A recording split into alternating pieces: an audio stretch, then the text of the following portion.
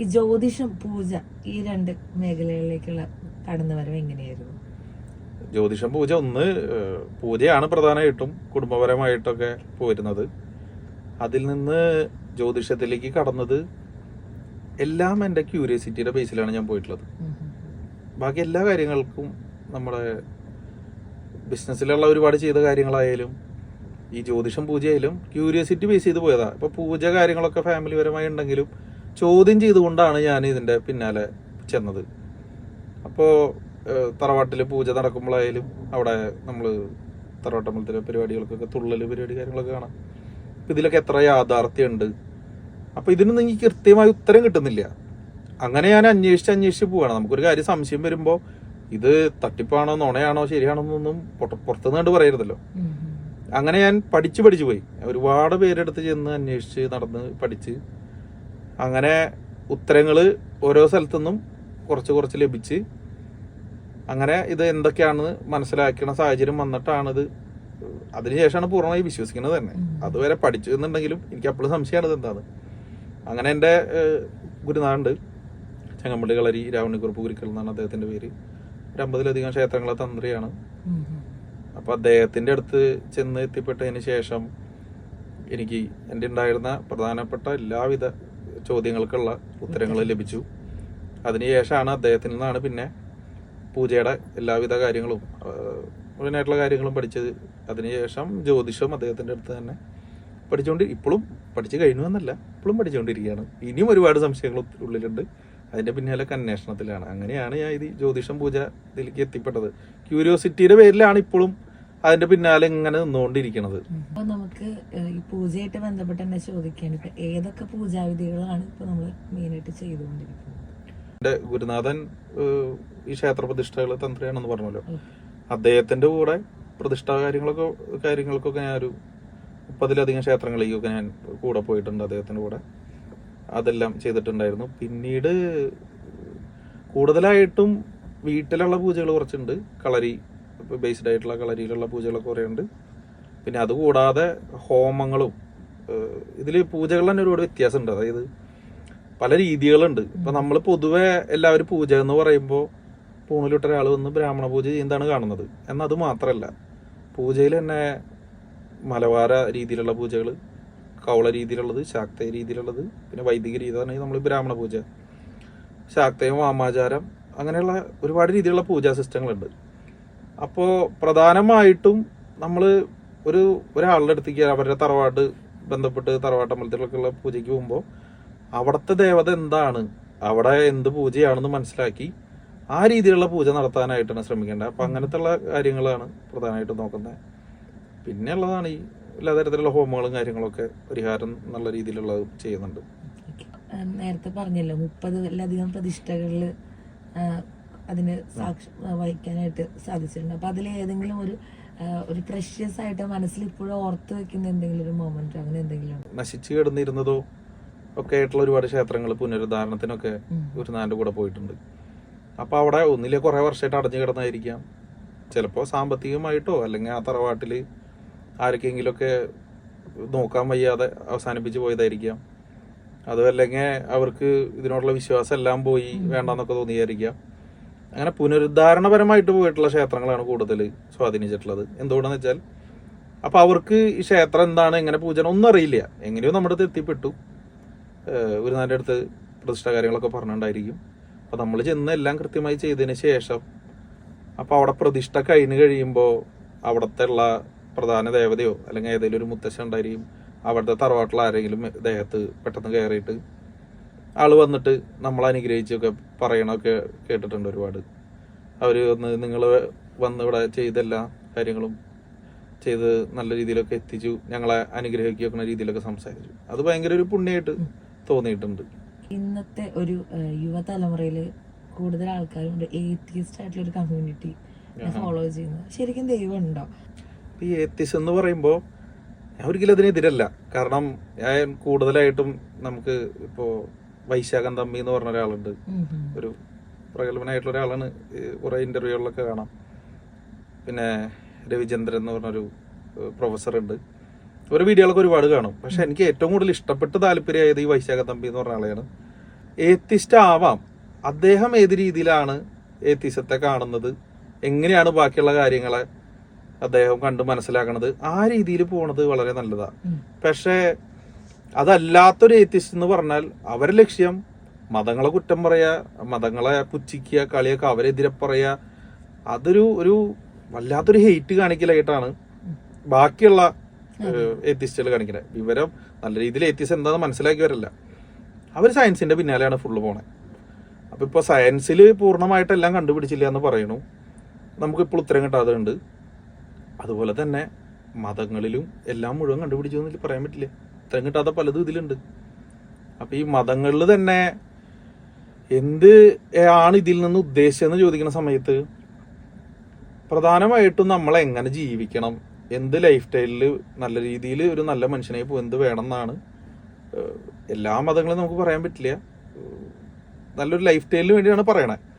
പക്ഷെ ഇതിലൊരു ചോദ്യം ഉണ്ട്, അപ്പോഴും കാലഘട്ടത്തിൽ ഇത് മാറ്റങ്ങൾ സംഭവിക്കുക.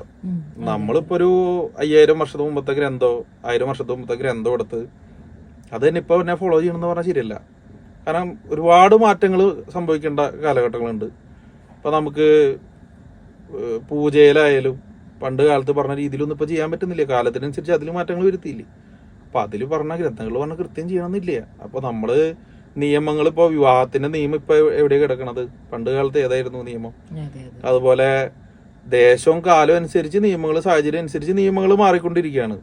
അപ്പൊ അതുപോലെ തന്നെ മതങ്ങളിൽ അങ്ങനെ ഒരു മാറ്റം വരേണ്ടതാണ്. ഈ ഇപ്പോ സയന്റിഫിക്കലി ഒരുപാട് കാര്യങ്ങൾ നമ്മൾ മനസ്സിലാക്കാൻ പഠിച്ചു, അതനുസരിച്ച് ഇതിലും മാറ്റങ്ങൾ വരണം. അപ്പോൾ ഏത്തിസം നല്ല രീതിയിൽ പോവുകയാണെന്നുണ്ടെങ്കിൽ നമുക്ക് നല്ല രീതിയിൽ അറിവൊക്കെ, ഒരു നല്ല മനുഷ്യനാവാൻ മതം വേണമെന്നൊരു നിർബന്ധമില്ല, അതും വേറെ കാര്യം.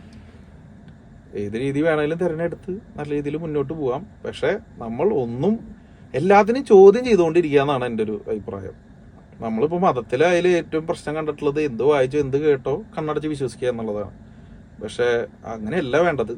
നമ്മുടെ ലോജിക്കിനും നമ്മുടെ അറിവിനും അനുസരിച്ച് ചിന്തിക്കാൻ പറ്റാത്ത കാര്യമാണെങ്കിൽ ചോദ്യം ചെയ്ത് തന്നെ മുന്നോട്ട് പോകണം എന്നാണ് പറയാനുള്ളത്. ഇതിന്റെ ഒപ്പം തന്നെ ചോദിച്ചാണ് ദൈവം ഉണ്ടോ എന്നുള്ളത്. ദൈവം എന്ന് പറഞ്ഞാൽ എല്ലാവരും കാണുന്നത് നമ്മുടെ മനുഷ്യനെ പോലെ തന്നെ ഒരാള് മുകളിൽ നിന്ന് നമ്മളെല്ലാം കൺട്രോൾ ചെയ്യുന്നു, യൂണിവേഴ്സ് എല്ലാം ക്രിയേറ്റ് ചെയ്ത് ഇതൊക്കെ ഇങ്ങനെ കൃത്യമായി വെച്ച് നമ്മുടെ അടുത്ത് ജീവിക്കി, നമ്മൾ തെറ്റുകൾ ശരിയായിട്ട് ചെയ്യുന്നതനുസരിച്ച് ഞാൻ നിങ്ങൾക്കുള്ള പണികൾ തരാമെന്ന് പറഞ്ഞിരിക്കുന്ന ഒരാളായിട്ടാണ് എല്ലാവരും കാണുന്നത്. അങ്ങനെ ഒരു ദൈവം ഒരിക്കലില്ല എന്ന് പറയാം, ഉറപ്പിച്ച് പറയാം. ദൈവം എന്ന് പറഞ്ഞാൽ അങ്ങനെ ഒരു സംഭവമല്ല. ഞാൻ ദൈവം എന്ന് വിളിക്കുന്നതും മനസ്സിലാക്കുന്നതും ഈ പ്രപഞ്ചത്തെ തന്നെയാണ്. ഈ പ്രകൃതി ആരാധന, പ്രപഞ്ച ആരാധന എന്നൊക്കെ പറയാം. ഈ പ്രപഞ്ചത്തിന്റെ മൊത്തത്തിലുള്ളൊരു പ്രപഞ്ചത്തിന്റെ ഒരു കോൺഷ്യസ്നെസ് എന്ന് പറയാം. അതെല്ലാ ജീവജാലങ്ങളും മനുഷ്യരും എല്ലാം ഒരുപോലെ നിറഞ്ഞിരിക്കുന്നതാണ്. അപ്പൊ അത് ആണ് ഇവിടത്തെ ദൈവമായിട്ട് കാണാൻ പറ്റുന്നത്. അല്ലാതെ അതിരുന്ന് അങ്ങനെ ഒരു ആളിരുന്ന് കൺട്രോൾ ചെയ്യുന്ന ഒരു സിസ്റ്റത്തിലല്ല. കാരണം ഇവിടെ എല്ലാം സൈക്ലിക്കാണ്, എല്ലാം ചേഞ്ചിങ് ആണ്. അതായത് ഇപ്പൊ നമ്മളൊരു മനുഷ്യനോ മൃഗം എന്ത് മരിച്ചാലും നമ്മൾ മണ്ണിൽ ലയിച്ചു ചേർന്നു. നമ്മൾ എന്നിട്ട് എന്തായി? നമ്മുടെ ശരീരത്തിലുള്ള സകല ആറ്റംസും എല്ലാം വെവ്വേറെ സാധനങ്ങളായി പോയി. വേറൊരു ജീവി ഒന്ന് ഭക്ഷിക്കാം, ബാക്ടീരിയകൾ ഭക്ഷിക്കാം, ചെടികളിലേക്ക് പോവാം. ആ ചെടി എന്തുണ്ടായി? അതിനെ വേറെ ആൾ കഴിച്ചു, അത് നശിച്ചു പോവാം. ഇതെല്ലാം ചേഞ്ചിങ് ആണ്. ഇനി ഇതേപോലെ തന്നെ നമ്മൾ പ്രപഞ്ചത്തിലെ വലിയ സ്കെയിലിൽ എടുക്കുന്ന സമയത്ത് നമ്മുടെ ഗാലക്സികൾ തമ്മിൽ കൂട്ടിയിടിക്കുന്നു. എന്നിട്ട് എന്തുണ്ടാവും? വീണ്ടും അത് അടുത്തൊരു പുതിയ സ്റ്റാറുകളും പുതിയ ഗാലക്സി ആയിട്ട് ഫോം ചെയ്യാണ്. അപ്പം എല്ലാം ചേഞ്ചിങ് ആണ്. അതുപോലെ തന്നെ എല്ലാം ഇപ്പൊ യൂണിവേഴ്സ് തന്നെ സൈക്ലിക് എന്ന് പറയാം. ക്രിയേറ്റ് ആവുന്നു, ഡിസ്ട്രക്റ്റ് ആവുന്നു, വീണ്ടും ക്രിയേറ്റ് ആവുന്നു, ഡിസ്ട്രക്റ്റ് ആവുന്നു. അങ്ങനത്തെ രീതിയിലാണ് യൂണിവേഴ്സിന്റെയും എല്ലാത്തിന്റെയും ഒരു മൊത്തത്തിലുള്ള ഒരു കിടപ്പ് കിടക്കുന്നത്. അപ്പൊ അതിന്റെ എല്ലാത്തിലും നിറഞ്ഞു നിൽക്കുന്ന ഒരു ചൈതന്യം, ഒരു കോൺഷ്യസ്നെസ് എന്ന് പറയാം, അതാണ് ദൈവം. അല്ലാതെ അതൊരു മനുഷ്യനെ പോലെ ഇരുന്ന് ബുക്ക് നോക്കി ശരിയും തെറ്റും പറഞ്ഞ് ന്യായം പറയാനും ഇരിക്കാനിരിക്കുന്ന ഒരാളായിട്ട് ഒരിക്കലും പറയാൻ പറ്റില്ല. വളരെ വാർത്താ പ്രാധാന്യം നേടിയൊരു സംഭവമായിരുന്നു കൊടുങ്ങല്ലൂരിലെ പക്ഷിബലിയായിട്ട് സംഭവിച്ചിട്ടുണ്ടായിരുന്ന ഒരു ചെറിയൊരു വിവാദപരമായിട്ടുള്ള ഒരു കാര്യം. അതിനുശേഷം എങ്ങനെയാണ്, അതായത് അതിനുശേഷം എങ്ങനെയാണ് ചിന്തകളും അതുപോലെ തന്നെ ഈ പ്രവർത്തികളും എത്രമാത്രം അതിനെ സ്വാധീനിച്ചു ആ ഒരു കാര്യം? അപ്പൊ നമ്മളവിടത്തെ ഉണ്ടായിരുന്ന മുൻപത്തെ ആചാരമാണത്.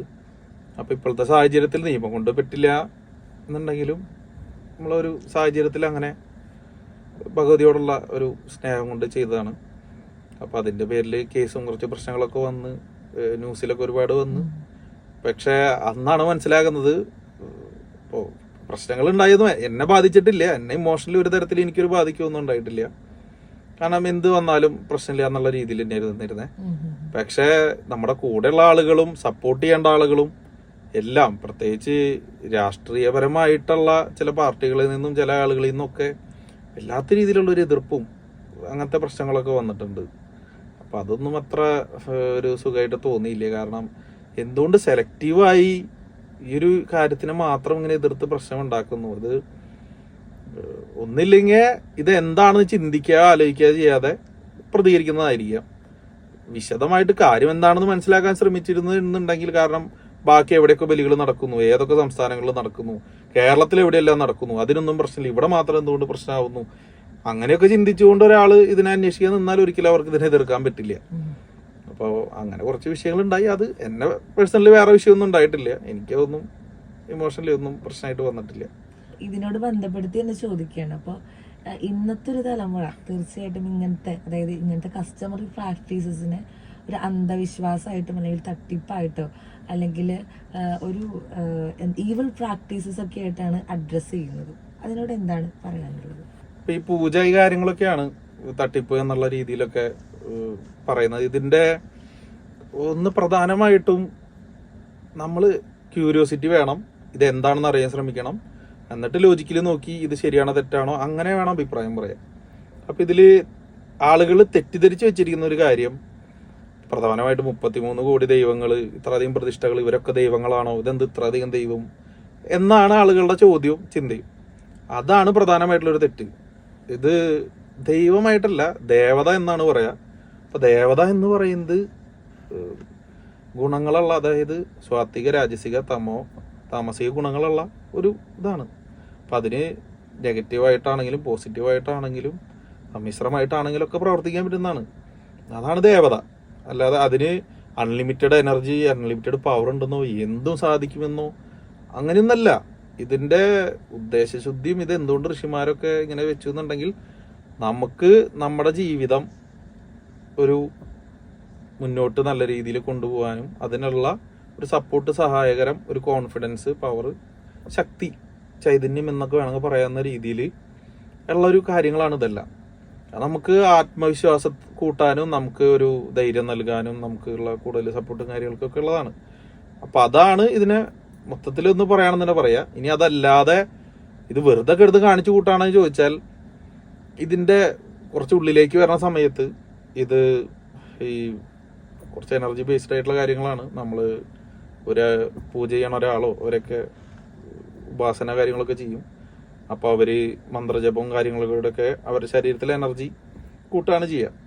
അപ്പൊ എനർജി കൂട്ടുന്ന സമയത്ത് ഉണ്ടാവുന്ന ശരീരത്തിലുള്ള പ്രാണ എനർജി, തേജസ്സും ഓർജസ്സും എന്നുള്ള കാര്യങ്ങളൊക്കെയാണ് കൂടുക.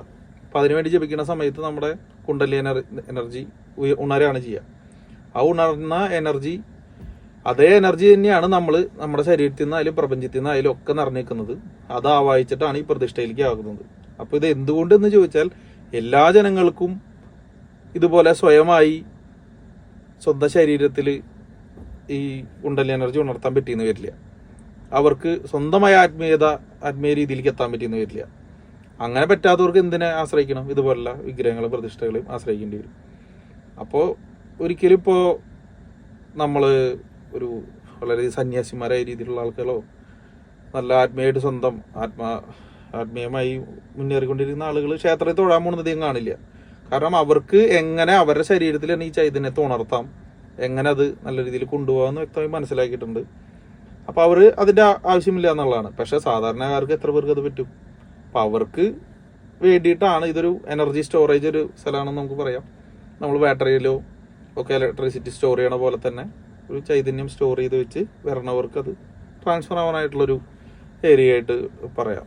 അതാണ് ഇതിന്റെ ഒരു രീതി. അത് ഇതിലേക്ക് വന്ന് എക്സ്പീരിയൻസ് ചെയ്യണ സമയത്താണ് ഇത് എന്തെന്നൊക്കെ മനസ്സിലാവുക. ഞാനും വിശ്വസിച്ചിരുന്നില്ല, ക്യൂരിയോസിറ്റി കൊണ്ട് അന്വേഷിച്ച് പിടിച്ച് കുറെ കാര്യങ്ങൾ മനസ്സിലാക്കുമ്പോഴാണ് പ്രതിഷ്ഠ എന്ത്, അതിന്റെ ക്രിയകൾ എന്തെന്നൊക്കെ നമ്മൾ ചെയ്ത് മനസ്സിലാക്കുമ്പോഴാണ് ഇത് എന്താണ് സംബന്ധം. അതിങ്ങനെ ഒരാളെ കൃത്യമായി പറഞ്ഞ് മനസ്സിലാക്കാൻ അത്ര എളുപ്പമല്ല.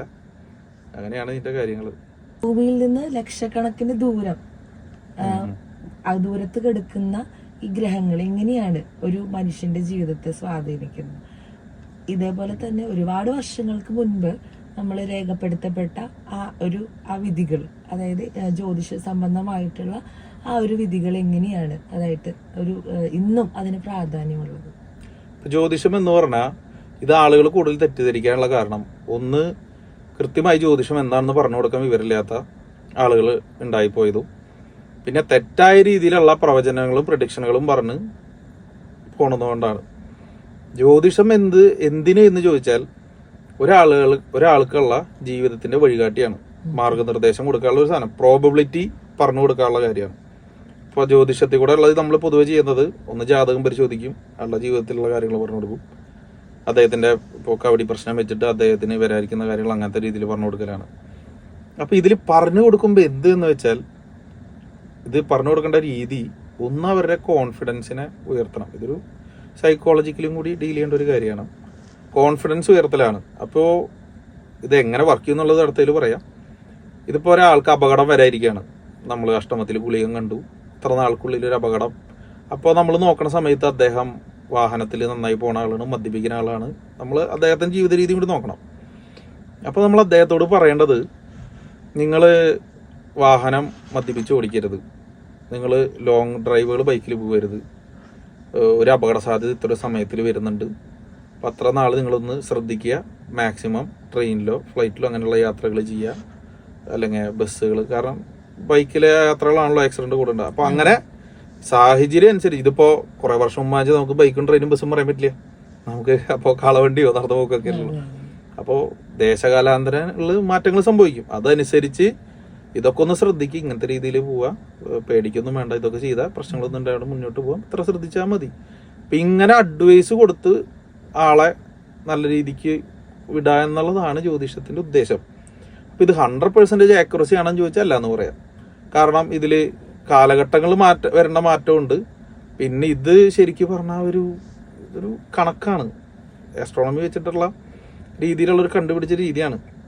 അപ്പോൾ അതിൽ പണ്ട് കാലങ്ങൾ കണ്ടുപിടിച്ചാലുള്ള ചെറിയ ചെറിയ എററുകൾ ഉണ്ടാവാം, അത് കാലഘട്ടങ്ങളനുസരിച്ച് മാറ്റേണ്ടി വരാം.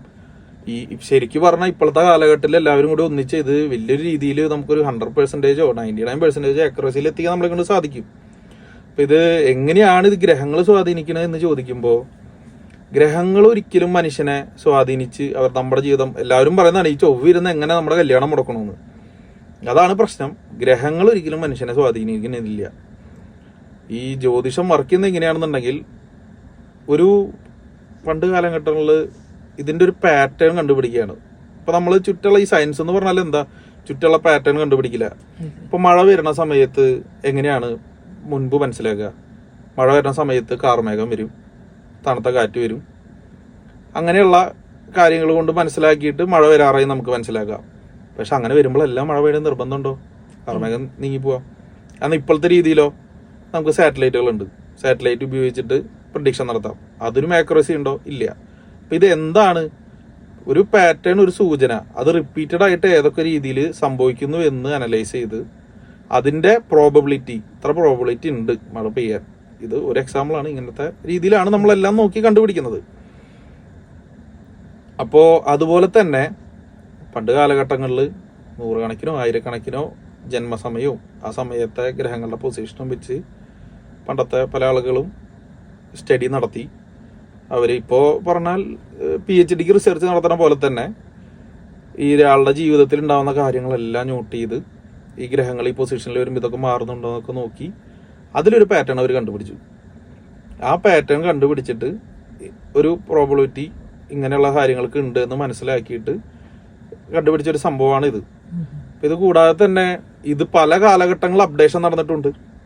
ഇത് തുടക്കം തൊട്ടേ ഒരു ഗ്രന്ഥത്തിന്റെ ബേസിലല്ല പോണേ. എത്രയോ വർഷങ്ങൾ കഴിയുന്തോറും പല ആളുകളും ഈ ഗ്രഹങ്ങളുടെ ഡിഗ്രിയിലുള്ള വ്യത്യാസം കണ്ടുപിടിക്കാനുള്ള രീതികൾ, പ്രഡിക്ഷനിലുള്ള മാറ്റങ്ങൾക്കുള്ള രീതികൾ, ഇങ്ങനെയുള്ള രീതികളൊക്കെ കാലഘട്ടങ്ങളനുസരിച്ച് മാറ്റം വരുത്തി. പക്ഷെ ഇപ്പോൾ കുറേ വർഷമായിട്ട് നടന്നിട്ടില്ല. ഇപ്പോൾ കുറേ വർഷം എന്ന് പറഞ്ഞു കഴിഞ്ഞാൽ നമുക്ക് കിട്ടാവുന്ന ഏറ്റവും വലിയ ടെക്നോളജികളും AI ഒക്കെ വന്ന് കിടക്കുകയാണ്. അപ്പോൾ ഈ ഗ്രഹങ്ങളുടെ ഡിഗ്രി മുതൽ ഈ പ്രോബബിലിറ്റി വരെ എത്രയോ ഒരു 1000-10,000 പേരുടെ ജാതകം കിട്ടിയാലും അവരുടെ ഗ്രഹങ്ങളിൽ ഇത്ര മാറുന്ന സമയത്ത് പ്രോബബിലിറ്റി ചെക്ക് ചെയ്യാനൊക്കെ AI ഉപയോഗിച്ചിട്ടും എന്തെല്ലാ രീതിയിലും നമുക്ക് കണ്ടുപിടിക്കാം. അപ്പോൾ നമുക്ക് ആക്യുറസി പിന്നെയും കൂട്ടാൻ പറ്റും. അപ്പോൾ ഇങ്ങനെയാണ് ഇത് വരയ്ക്കുന്നത്. അല്ലാണ്ട് ഗ്രഹം വന്ന് മനുഷ്യൻ്റെ മനസ്സിനെയോ ജീവിതത്തിനോ ബാധിച്ച് നമുക്കിട്ട് പണിയെന്ന് നമ്മളെ നശിപ്പിക്കുക, നമ്മുടെ കല്യാണം വന്ന് ഇവിടെ ഇരുന്ന് മുടക്കുമെന്നല്ല.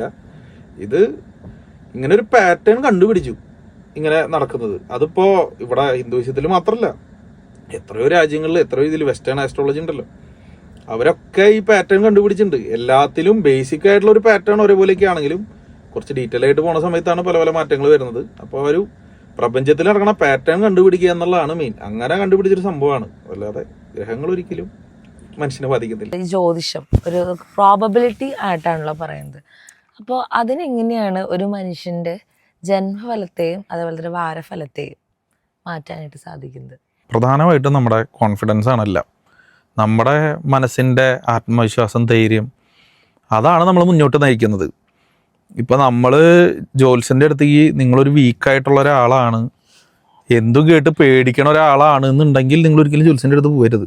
കാരണം ജ്യോതിഷൻ വന്ന് നിങ്ങളോട് അപകടം സംഭവിക്കാം, ഇങ്ങനെ പ്രശ്നം ഉണ്ടാവാം, നിങ്ങളിപ്പോൾ ഭാര്യയും ഭർത്താവും തമ്മിൽ പിരിയാനുള്ളൊരു സാധ്യത ഉണ്ട്, അപ്പോൾ അതുകൊണ്ട് ഇങ്ങനെയുള്ള കാര്യങ്ങൾ ചെയ്യണമെന്ന് പറയുമ്പോൾ നിങ്ങൾ അതിനുള്ള സൊല്യൂഷനോ ആൾ പറയുകയാണ് ഇങ്ങനെ ഈ ഒരു കാലഘട്ടത്തിൽ തല്ലൂട്ടം ഒഴിവാക്കുക, തല്ലൂടാതിരിക്കുക, പ്രശ്നങ്ങളില്ലാതെ നോക്കുക എന്ന് പറയുമ്പോൾ നിങ്ങളുടെ ശ്രദ്ധ അതിലായിരിക്കില്ല. നിങ്ങൾക്ക് മനസ്സിന് അത്ര ശക്തിയില്ലാത്ത ആളാണെങ്കിൽ നിങ്ങൾ ശ്രദ്ധിക്കുന്നത് ഇപ്പം അടിയുണ്ടാവും, ഓരോ തല്ലും പ്രശ്നങ്ങളുണ്ടാകുമ്പോഴും ഇത് അയ്യോ ഞങ്ങൾ പിരിയാൻ പോവാണോ എന്നുള്ള രീതിയിൽ ചിന്തിക്കും. അങ്ങനെയുള്ളവർ ഒരിക്കലും ജ്യോത്സ്യൻ്റെ അടുത്ത് പോകരുത്. ഇത് നമുക്കൊരു കോൺഫിഡൻസിനുള്ളൊരു സംഭവമാണല്ലോ. അപ്പോൾ ജന്മഫലത്തെയും ഭാവിയെയും മാറ്റാൻ പറ്റുമെന്ന് ചോദിച്ചാൽ ഉറപ്പായിട്ടും പറ്റും. കാരണം വളരെയധികം മനസ്സിന് ശക്തിയും ബലമുള്ള ഒരാളാണെന്നുണ്ടെങ്കിൽ, ഇപ്പം അപകടവും പ്രശ്നങ്ങളൊക്കെ ഉണ്ടാവാൻ ഫലം കാണിക്കുന്നുണ്ടെങ്കിൽ, പൊതുവെ പറഞ്ഞാൽ പ്രധാനമായിട്ടും ഈ ആത്മീയ രീതിയിൽ പോണ ഉപാസകരെ സംബന്ധിച്ച് അവർക്ക് ഈ ജാതകമൊന്നും അത്ര കാര്യമായിട്ട് ബാധിക്കാറില്ല. അവർക്ക് അപകട പ്രശ്നങ്ങളൊക്കെ ഉണ്ടെന്ന് പറഞ്ഞാലും അതിൽ നിന്ന് എല്ലാവരും രക്ഷപ്പെട്ടൊക്കെ പോരും. കാരണം അവർക്ക് ഉറപ്പാണ് എനിക്കൊരു ശക്തിയുണ്ട്, എനിക്കൊരു ചൈതന്യമുണ്ട്, ഞാൻ രക്ഷപ്പെടും, എനിക്ക് ഇത്രയുള്ള പ്രശ്നങ്ങളൊന്നും ഉണ്ടാവില്ല. അവരൊന്നും വറി ചെയ്യുന്നില്ല, ടെൻഷൻ അടിക്കുന്നില്ല, അങ്ങനെയൊന്നും. അത് മനസ്സിൻ്റെ ധൈര്യമാണ്. മനസ്സിൻ്റെ ധൈര്യം, കോൺഫിഡൻസ് ഉള്ള ഒരാളെ വേറൊരു തരത്തിലുള്ള ഈ ഒരു പ്രശ്നങ്ങളും അങ്ങനെ ബാധിക്കുന്നതല്ല.